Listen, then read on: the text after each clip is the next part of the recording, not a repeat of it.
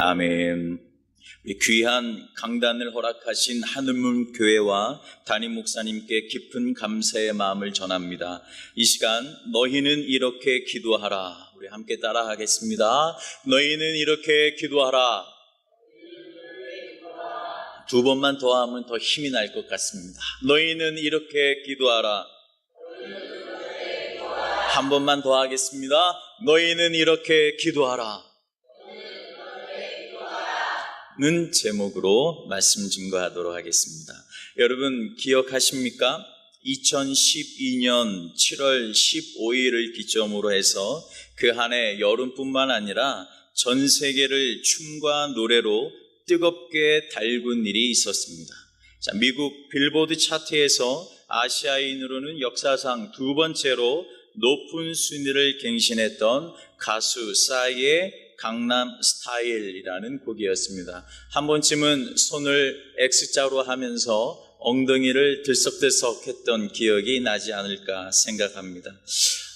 싸이라는 한 대중가수가 전 세계 사람들의 마음을 크게 움직였던 춤과 노래였습니다.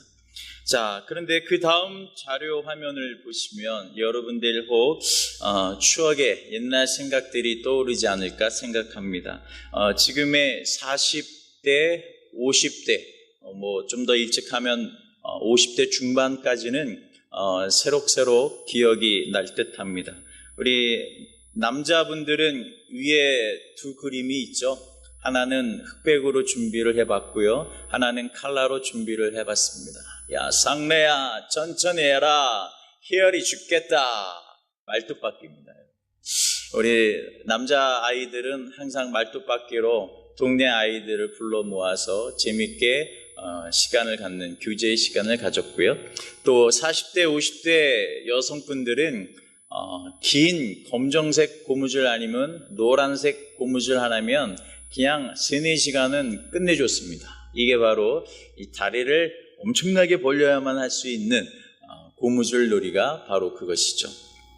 자, 반면 1960년대에서 70년대 지금의 40대, 50대 분들은 기억하실 겁니다.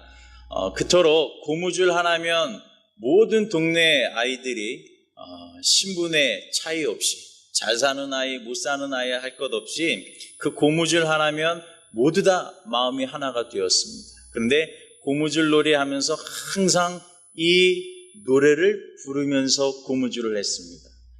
여러분 머릿속에 생각해 보시죠. 내가 그때 무슨 노래 부르면서 고무줄 했지? 자, 그 노래가요, 그냥 구전으로 내려오는 노래가 아니라 1931년 동아일보 신춘문예 창가부의 당성작이었습니다. 자, 작사는 이은상 씨가 작사를 했고 작곡은 현재명 씨가 작곡을 했습니다. 제목은 따라하겠습니다. 원숭이 엉덩이는 빨개. 여러분, 그게 그 노래였구나. 지금 무릎을 탁 쳤을 겁니다.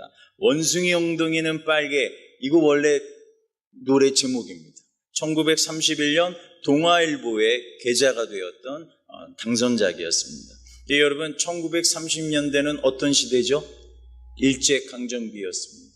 그때 분명히 원숭이 엉덩이는 빨개라는 그 제목과 가사에는 단순히 고무줄 놀이하는 유희의 가사가 분명히 아니었을 겁니다. 자, 이 노래는 이렇게 시작을 합니다. 원숭이 엉덩이는 빨개. 빨가면 사과. 사과는 맛있어. 이 수준이 있는 성도님들은 추임새를 다 해주시는데 여기 너무 점잖으셨어. 다시 합니다. 원숭이 엉덩이는 빨가면 사과는 맛있으면 바나나는 길면 기차는 빠르면 비행기는 높으면 할렐루야, 감사합니다. 은혜 받았으니까 이제 여기서 끝나고 가겠습니다. 여러분, 백두산 다음에 이어지는 가사 내용 혹시 아시는 분 있으십니까? 여기까지는 다 따라 하잖아요. 남학생들은 여기까지 딱 듣고 뭐 하죠? 가위로 싹 자르고 이제 한번 스케이크 한번 하고 도망가죠. 이게 남자들이라서 남자들은 거의 가사를 중간, 후렴 부분 바로 전소절인 백두산까지만 알고요. 우리 여학생들, 지금의 40대, 50대 주부님들은 그 다음 가사가 머릿속에 막 스쳐 지나갈 겁니다. 가사 내용이 이렇습니다. 백두산 뻗어나려 반도 삼천리, 무궁화 이 동산의 역사 반만년, 대대로 예로 사는 우리 3천만, 복되도다 그 일은 대한 이로세 라고 하면서 그 현란한 발동, 지금 여기 앞에서는요, 은혜를 흠뻑 받고 있어. 야, 진짜, 내가 그때 발 들면서 그거 대안이로서 했어. 지금 막 은혜를 많이 받고 있습니다. 옛날 생각이 많이 나시지 않습니까? 요즘 메르스로 인해서요, 우리 안산 같은 경우는 작년에 세월호 사건이 있었고요. 안산에 또 단원병원에서 또 메르스 사건이 있기 때문에 제2차의 패닉 증세가 있을 것 같다라는 기자 보도도 있었습니다. 굉장히 우울한 도시로 계속 치닫고 있는데요. 우울할까봐 설교의 본문 서두를 이렇게 원숭이엉덩이는 빨개로 시작을 했습니다.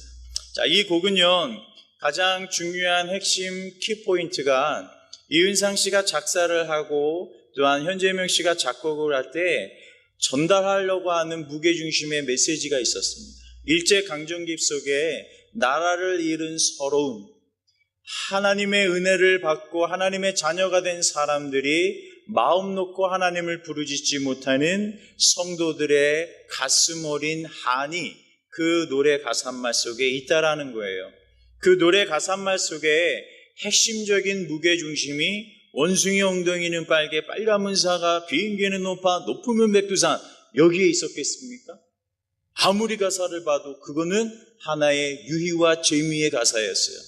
진짜 이 가사를 통해서 나라 잃은 서름과 마음에 가슴이 멍들어 있었던 민족의 한이 서려있는 대한민국 사람이 이렇게 살고 싶습니다 라는 가사의 내용의 무게중심은 백두산 뻗어나려 반도 삼천리부터 이어지는 가사 내용이었습니다. 이게 바로 가사 한 내용을 통하여서 그 전달하려고 하는 진의, 전달하려고 하는 핵심 키포인트는 전반부가 아니라 후반부의 무게중심이 있다라는 거죠. 자, 60년대, 70년대를 생각하면서 지금 새롭게 알게 되었던 그 노래 가사도 지금 생각해 보니까 의미가 있었던 내용이었구나를 알게 됩니다. 자, 오늘 본문입니다. 여러분 아까 우리 박종수 목사님을 통해서 손들고 기도했지 않습니까? 주님이 가르쳐 주신 기도입니다. 주님이 가르쳐 주신 기도의 가장 핵심 내용은 오늘날 우리에게 일용할 양식을 주시옵고, 이게 헬라어 문화 속에서 가장 중심 핵심 단어가 가운데 박혀 있는 겁니다. 자, 우리가 일용할 양식 그렇게 생각하면 여러분들 머릿속에 통상적으로 어떻게 생각을 합니까? 대부분 이렇게 생각을 합니다. 저도 그렇게 생각을 해요. 하나님, 저희들에게는 하나님의 은혜가 필요합니다. 메르스로 말미암아 대한민국이 어려운 지경에 있습니다. 하나님의 은혜로 말미암아 메르스의 질병이 떠나가게 하여 주시옵소서. 하나님, 오늘 얼마간의 재정과 돈이 필요합니다. 하나님, 일할 수 있는 직장이 오늘 필요합니다. 하나님, 오늘 학원비 내야 되는 날입니다. 우리 아들 학원비 보낼 수 있도록 생활의 여유를 주시옵소서. 이런 것들이 오늘날 우리에게 일용할 양식을 주시옵고의 1차적인 의미입니다. 자, 믿고 수납하시는 분들만 크게 아멘 하겠습니다. 아멘. 아멘. 이거 간구해야 합니다. 여러분 기도할 때 이거 다 빼면 여러분들 기도할 내용 별로 없죠. 이건 당연히 기도해야 할 1차적인 의미입니다. 그러나 아까 서두에 이야기했던 것처럼 원숭이 엉덩이는 빨개의 무게중심이 없는 것처럼 오늘 주기도문의 메시지를 통하여서 가장 핵심적으로 선포했던 예수님이 제자들에게 가르쳐 주셨던 기도인데, 하나님의 나라를 구구절절히로 이야기했던 마태복음 6장이란 말이에요. 마태복음 6장뿐만 아니라 마태복음 5장, 6장, 7장의 가장 핵심과 주제는 하나님의 나라입니다. 하나님의 나라를 말씀하시고 선포하시고 하나님의 나라의 백성된 여러분들이요, 기도는 이렇게 하는 겁니다 라고 가르쳐 주셨던 예수님의 핵심이 우리가 늘상 기도하고 간구했던 필요를 위한 기도이겠느냐라는 겁니다. 물론 그것도 맞지만 본의, 진의는 분명히 아닐 것 같은 느낌이 들지 않습니까? 자, 11절을 보시면 오늘 우리에게 일용할 양식을 주시옵고 라고 합니다. 자, 이것은 주기도문에서 의도하셨던 하나님의 나라 백성들이 살아가는 원리, 하나님 나라의 백성들은 일용할 양식을 구하며 살아가며 기도하라고 가르쳐진 내용이라는 겁니다. 자, 좋은 성경, 저처럼 가죽 자켓에 또 두꺼운 거에 있으면 대부분 각주가 달려있을 겁니다. 한번 눈 크게 뜨고 11절을 한번 이렇게 보세요.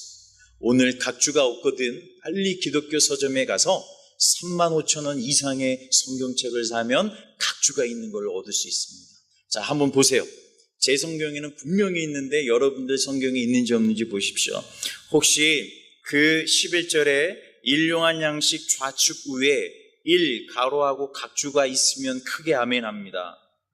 아멘. 자, 그러면 각주는 뭐 하라는 얘기죠? 밑으로 눈을 내리라는 뜻입니다. 밑으로 쭉 내려보세요. 여러분들 성경에 각주 1번하고 뭐라 되어 있습니까? 시작. 또는 내일 양식을. 자, 그 다음에 이제 고개를 들고 저를 보십시오. 자, 내일의 양식, 데일리 브레드라고 NIV 성경에는 번역되어 있는 양식인데요. 내일의 양식으로 이 퀴즈입니다. 구약 성경에서 광야 40년간 날마다 하늘에서 내려온 양식이 있었습니다. 정답은 두 글자인데 무엇일까요? 시작. 할렐루야. 역시 안양이니까 맞히는 겁니다. 하늘문 교회니까 맞히는 거예요. 자, 출애굽기 16장 4절은 이렇게 증언합니다. 때에 여호와께서 모세에게 이르시되 보라, 내가 너희를 위하여 하늘에서 양식을 비같이 내리리니 백성이 나가서 일용할 것을 날마다 거둘 것이라. 이같이 하여 그들이 내 율법을 준행하나 아니하나 내가 시험하리라. 아멘. 이렇게 선포합니다. 자, 이처럼 주기도문을 가르쳤던 예수님이 얘들아, 제자들을 12명 이렇게 모아놓고 가르쳤을 거 아니에요. 기도는 처음에 이렇게 해라 쭉 가르치면서 가장 핵심을 오늘날 우리에게 일용할 양식을 주시옵고 라고 했을 때 그 단어는 처음 쓴 단어가 아니라 출애굽기 16장 4절을 이미 알고 있는 예수님께서 리바이벌 하신 거예요. 그리고 다시금 의미를 부여하여 다시금 잊어버렸던 기억을 되살려 하나님 나라의 자녀답게 기도하는 법을 가르쳐 주셨다라는 겁니다. 자, 그러면 여러분, 만나 왜 주셨습니까? 신명기 8장 3절에는 분명히 만나를 주신 이유를 이렇게 증언합니다. 잘 들어보십시오. 너를 낮추시며 너로 줄이게 하시며 또 너로 알지 못하며 내 조상들도 알지 못하던 만나를 내게 먹이신 것은 사람이 떡으로만 사는 것이 아니요 여호와의 입에서 나오는 모든 말씀으로 사는 줄을 내가 알게 하려 하심이니라. 아멘. 자, 만나를 왜 주셨냐면 만나는 이 땅에서 열매로 거둘 수 있는 양식이 아니었습니다. 하늘에서 비같이 어디를 쳐다봐야만 내린다고요? 하늘을 쳐다봐야만 내리는 양식입니다.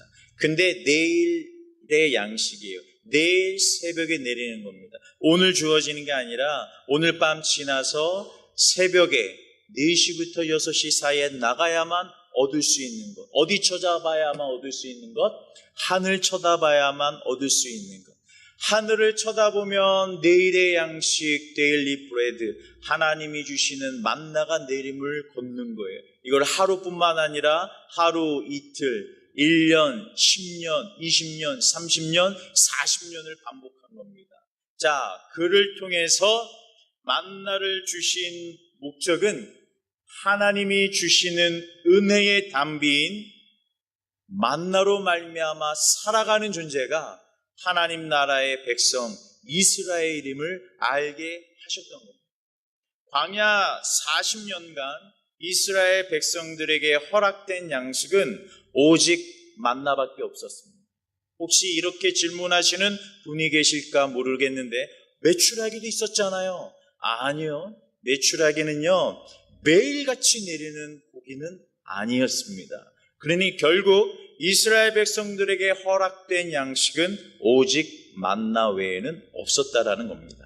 자, 이걸 통해서 만나를 주신 그 목적, 오늘날 우리에게 일용할 양식을 주시옵고라는 그 의미는 바로 무엇이냐면 우리가 기도할 때 기도의 목적, 기도의 본의, 기도의 진의는 바로 하나님이 주신 은혜로 말미암아 살아가는 존재가 바로 나임을 깨닫게 하는 것인 줄로 믿습니다. 여러분들의 이해를 돕기 위해 준비한 자료 화면이 있습니다. 영화의 포스터 내용인데요. 2012년 9월 13일 개봉된 추창민 감독의 광해, 왕이 된 남자라는 영화입니다. 우리 대한민국 사람의 4분의 1이 봤으니까 이 하늘문 교회 성도님들도 대부분은 아마 이 영화를 봤을 겁니다. 자, 거대한 스펙타클한 내용도 없습니다. 자, 눈물을 펑펑 쏟게 하는 드라마틱한 내용도 별로 없습니다. 또 어줍지 않게 애국하면 큰 복 받는다라는 내용도 없습니다. 그런데 누구나 다 열의 아홉은 이 광해 왕이 된 남자라는 영화를 보고 딱 감동받았다. 너무 영화가 좋았다라는 평판을 합니다. 왜 그랬죠? 무엇인가 그 영화 속에서 던지는 메시지가 있었습니다. 사람은 무엇으로 사는 것인가? 사람의 삶의 존재 목적을 그 영화라는 드라마 속에, 영화라는 장르 속에 집어넣었기 때문에 그럽니다.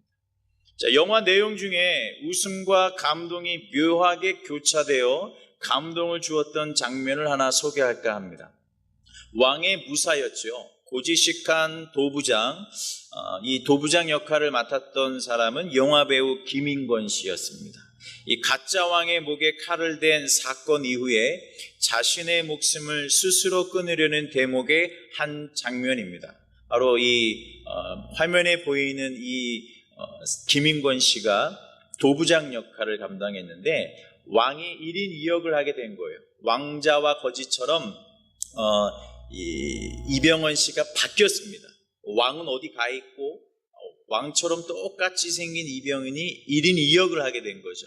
그런데 도부장이 가만히 보니까 또 분명히 가짜 왕인 거예요. 그래서 목에 칼을 들어 내밉니다. 그때 있었던 대화 내용이죠. 그런데 그거가 무마돼서 자결을 하게 돼요. 감히 왕의 목에 칼을 냈으니까 이제 죽은 목숨이다 하고 자기가 자결하려는 그 가운데 있었던 대사 내용입니다. 이 가짜 왕 하선이 그 도부장의 마음을 이렇게 위로하면서 이야기를 합니다. 너의 목숨이 이 왕의 목숨보다 더 중요하단 말이냐? 내가 살아야 이 왕도 살지 않겠느냐? 이제 앞으로 너의 검은 나 왕을 위해서만 쓰도록 하여라. 여러분, 이 가짜 왕 하선이 자결을 하려고 했던 도부장, 웬만한 왕이면 죽어버리게 내버려둡니다.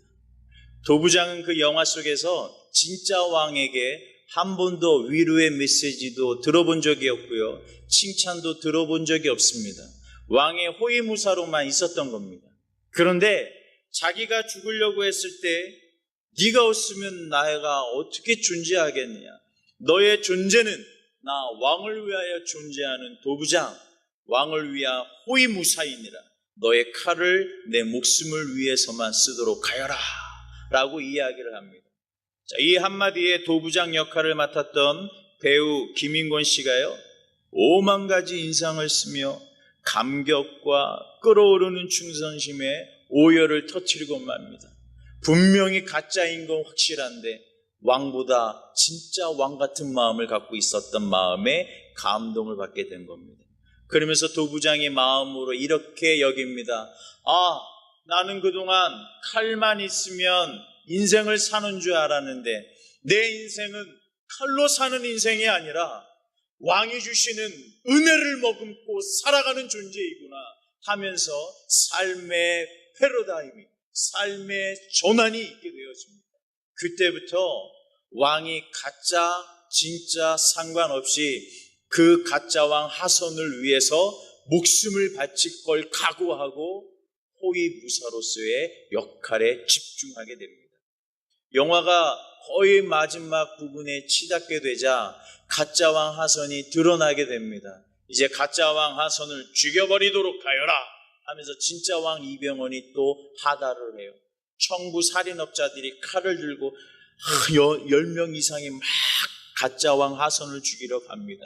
이때 그 내용을 알았던 도부장 김인권 씨가 그 내용을 알고 자기가 늘 호위무사로 갈았던 왕의 목숨을 구할 때만 썼던 그 긴 칼을 들고 길목에 딱 서게 됩니다. 이때 청부업자 칼제비들이 이야기를 하죠. 야, 이 바보야, 그 왕은 가짜 왕이야, 가짜 왕 하선이란 말이야, 이야기를 합니다. 그런데 놀랍죠? 이 김인권 씨 도부장 역할을 맡았던 이 영화 배우가 이렇게 이야기합니다. 알고 있다. 너희들에게는 가짜 왕일지를 모르나 나에게는 이미 진짜 왕이 되셨도다 하면서요, 긴 칼을 들고 그 살인 청부업자의 칼제비들과 목숨을 건 혈투를 벌입니다. 끝내는 목숨을 다하게 되죠. 그러나 그 도부장의 내용이 있었던 그 영화의 핵심 키포인트, 핵심 키워드는 뭐냐면 2012년도에 대한민국에 있었던 많은 마음들을 힘들게 했던 그 대한민국의 국민들을 여러분들은 무엇인가 모르는 다 큰 은혜로 말미암아 삶을 살아가는 존재입니다. 대한민국 여러분 힘내세요라는 축창민 감독의 메시지가 들어가 있었던 영화였다라는 겁니다. 신명기는 모든 것이 먹는 것을 통해 그 먹이시는 주체가 하늘에 계신 하나님의 은혜의 근거함을 깨닫게 하기 위한 방편이라고 이야기를 했습니다. 그들은 매일의 양식이 하늘에서 떨어지는 것을 보며 내가 먹고 마시는 모든 것이 사실은 하늘에서 내려오는 하나님의 은혜에 근거하는구나 라는 것을 깨달아야만 했던 겁니다. 자, 이스라엘 백성들은 40년 동안 그렇게 훈련했음에도 불구하고 가나안 정복 이후에 또 다른 신인 바알과 아세라를 섬기게 되었습니다. 하나님의 은혜로 말미암아 살아가는 존재인 하나님의 백성들이 일용할 양식 대신 만나 하나님의 은혜로 살아가는 존재를 망각하고 살았다라는 겁니다. 긴 세월이 흘러 예수님이 이 땅에 내려오셨을 때 제자들이 다시금 물어봅니다. 예수님, 세례 요한도 제자들에게 기도를 가르쳐 주었습니다. 우리들에게도 기도를 가르쳐 주세요. 어떻게 인생을 살아가야 할지 알려주세요. 이때 예수님께서 그동안의 이스라엘 백성들이 망각하고 하나님 이외의 우상을 섬겼던 그 모든 것을 주님 가르쳐 주신 기도 내용에 쏙 들어가게 가르쳐 주신 겁니다. 너희들은 내일 떨어지는 그 만나를 기억하며 만나의 은혜를 주신 하나님의 은혜를 간구하며 살도록 하여라 라고 가르쳐 주신 겁니다. 자, 말씀을 정리해 보겠습니다. 돌 하나를 떡으로 만들라는 사탄의 유혹에 예수님께서는 분명히 능력을 행하실 수 있었지만 능력 행하지 않으셨습니다. 그러나 예수님은요, 오히려 광야에 남자 장정만 5,000명이 있는 광야 들판에서는 능력 행하달라는 요청도 없음에도 불구하고 하나님의 능력을 발휘하셨습니다. 오병이어의 기적을 일으키셨던 겁니다. 물고기 2마리와 보리떡 5개를 가지고 어마어마한 능력을 행하셨다라는 겁니다. 자, 그 이후에 예수님이 오병이어의 기적 이후에 요한복음 6장 48절에 내가 누구다라고 분명히 이야기를 합니다. 우리 죄송한데 마지막으로 한번 따라하겠습니다. 내가 곧, 다시 한번요. 내가 곧 생명의 떡이니라. 한 번만 더, 생명의 떡이니라. 똑같은 단어가 NIV 성경에도 데일리 브레드, 내일의 양식, 생명의 떡 똑같이 나옵니다. 뭡니까? 이제 말씀을 정리하면 마음속에 와닿는 게 있죠. 이스라엘 백성들에게 하늘에서 비같이 내려주셨던 만나, 40년 동안 내려주셨던 내일의 양식, 데일리 브레드, 그 만나, 이게 바로 요한복음 6장 48절에 내가 곧 생명의 떡, 데일리 브레드, 내일의 양식이노라. 너희가 강구했지만 헛된 것으로 망각했던 그 만나가 바로 살아있는 나 예수 그리스도 생명의 떡 그리스도이신 줄로 믿습니다. 바로 오늘 본문의 주기도문에서 일용할 양식을 달라는 기도는 분명히 맨 처음에 통상적으로 기도했던 나의 피로도 분명히 들어갑니다. 그러나 이제는 생각의 전환을 갖잔 말이에요. 도부장이 날마다 휘둘렸던 그 칼은 그냥 칼에 불과했습니다. 그러나 가짜 왕 하선의 위로의 메시지 하나 듣고 도부장에 들렸던 그 칼은 충성을 다할 때만 썼던 의로운 칼이 되었던 거예요. 마찬가지로 그동안 하나님 재정 필요합니다. 하나님 질병이 걸렸으니 질병 낫게 해 주시옵소서. 우리 아이의 학원비가 필요합니다. 기타 등등 모두 다 필요한 기도입니다. 그러나 이제 그것만 간구했다라면 그것을 주시는 분이 하나님이시고 예수 그리스도 생명 대신 그리스도를 통하여 주신다라는 것을 생각하고 기억할 때 우리가 간구하는 믿음의 자세는 바뀌어질 줄로 믿습니다. 하나님의 은혜로 말미암아 나는 살아가는 존재이다. 하나님의 은혜로 말미암아 하늘문 교회는 부흥하는 교회인 줄로 믿습니다. 이러한 마음과 기억을 새롭게 하며 날마다 주문 외우듯 외쳤던 그 주기도문을 다시 한번 마음의 거울 앞에 비춘다면 여러분들의 기도에 하나님의 능력이 플러스 알파 될 줄로 믿습니다. 이 시간 질병으로 말미암아 고통받고 있는 주님의 자녀가 있다라면 하나님 일용할 양식 대신 하나님의 은혜를 덧입혀 주시사 겸손한 마음으로 받게 싸우니 치료하여 주시옵소서. 병나음을 얻고 저문 나갈 줄로 믿습니다. 마음이 병들어서 우울증과 공황장애와 마음의 근심과 걱정과 두려움과 공포 속에 있다라면 오늘도 오늘의 양식, 내일의 양식을 주시는 하나님의 은혜로 말미암아 내 마음의 두려움이 용기로 변화되게 도와 주시옵소서. 용기를 100배 얻어 저 문을 통과할 줄로 믿습니다. 자, 우리는 이제 어린아이처럼 이거 주세요, 저거 주세요 라고만 살아가는 존재 아님을 배웠습니다. 이렇게 하나님 아버지는 알라딘 유슬램프의 거인 지니가 아닙니다. 하나님은 성숙한 하나님의 자녀처럼 하나님, 저 하나님이면 충분해요. 하나님, 저 예수님이면 충분해요. 아멘이 없을 줄 알고 여기 3번 반복할지어다 그랬어요. 하나님, 저는 하나님이면 충분해요. 억지로 하는 거야. 그래야지 빨리 축도하고 끝나겠지. 다시 한번. 하나님, 저는 하나님이면 충분합니다. 하나님, 저는 예수님, 생명의 떡 되신 예수님이면 충분합니다. 하나님, 저는 성령님으로 충분합니다. 그러나 고고고고 항상 하는 거 하나님 기억해 주세요 라고 플러스 알파로 버물려서 기도할 때에 이제는 기도의 영역과 능력이 달라질 줄로 믿습니다. 사회가 혼란한 가운데 있습니다. 여러분, 대형교회는 예배드리지 말자라고, 영상으로 예배드리자고 건의가 빗발친다고 합니다. 여러분, 메르스로 말미암아 예배가 철폐되어진다라면 일제강점기 속에 6.25 전쟁 속에 목숨 걸고 교회 지켰던 순교자들은 뭡니까? 메르스가 교회 예배 드리는 하나님의 은혜보다 더 중요합니까? 그렇지 않습니다. 메르스를 두려워하기보다는 메르스로 말미암아 하나님을 떠나는 것을 두려워해야 될 줄로 믿습니다.